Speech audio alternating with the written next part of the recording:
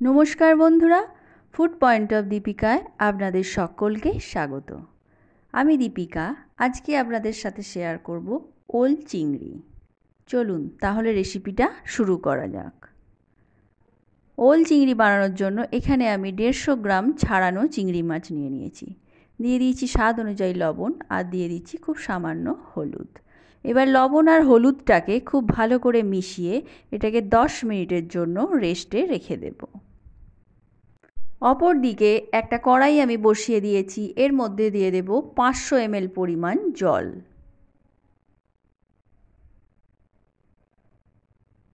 দিয়ে দেব স্বাদ অনুযায়ী লবণ। এইবার দিয়ে দিচ্ছি কেটে রাখা 500 গ্রাম পরিমাণ ওল। ওলটাকে আমি জলে সামান্য ভাপ দিয়ে নেব।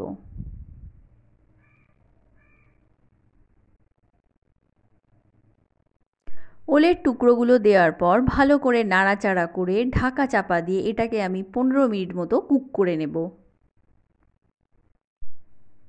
ফিরে আসছি 15 মিনিট পর।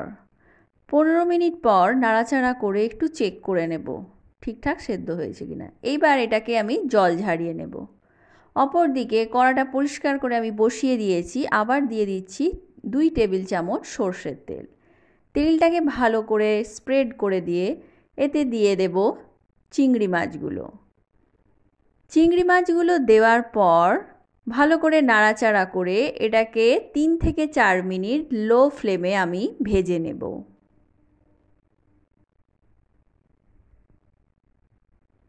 মাছগুলো আমার ভাজা হয়ে গেছে। এইবার মাছগুলোকে আমি উঠিয়ে নিচ্ছি।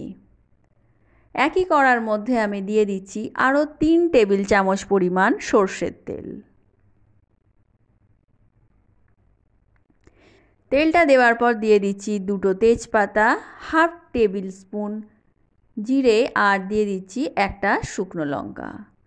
ফোড়নটাকে একটু ভাজা ভাজা করে আমি দিয়ে দিচ্ছি 300 গ্রাম পরিমাণ কেটে রাখা আলু। আলুটাকে একটু হালকা লাল করে ভেজে নেব। আলুটা ভাজা হোক ততক্ষণে একটা পেস্ট আমি তৈরি করে নেব। একটা বাটির মধ্যে নিয়ে নিচ্ছি 1 টেবিল চামচ আদা জিরে বাটা। আপনারা গুঁড়ো জিরেরও ব্যবহার করতে পারেন।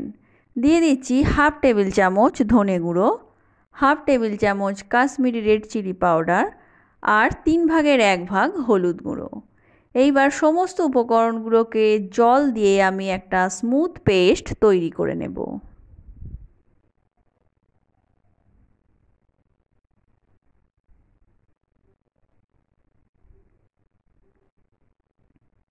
পেস্টটা আমার রেডি হয়ে গেছে। অপর দিকে দেখুন আমার আলুগুলো সুন্দরভাবে ভাজা হয়ে গেছে। এইবার এর মধ্যে দিয়ে দিচ্ছি রেডি করে রাখা পেস্ট।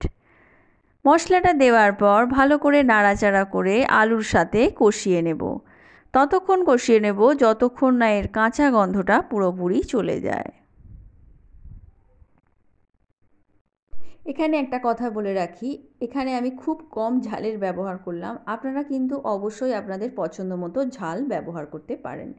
দিয়ে দিচ্ছি সেদ্ধ করে রাখা ওল। ওলটা দেওয়ার পর মশলার সাথে ভালো করে কষিয়ে নেব।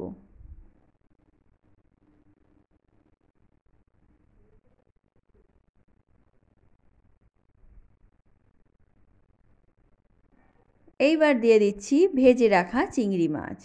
চিংড়ি মাছ দেওয়ার পর একটু ভালো করে নাড়াচাড়া করে নিচ্ছি।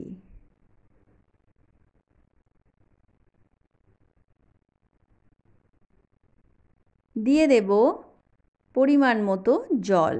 এখানে আমি নর্মাল জলই ব্যবহার করছি। দিয়ে দিচ্ছি স্বাদ অনুযায়ী লবণ। এইবার লবণের সঙ্গে ভালো করে জলটাকে মিশিয়ে এটাকে ফোটা পর্যন্ত অপেক্ষা করব।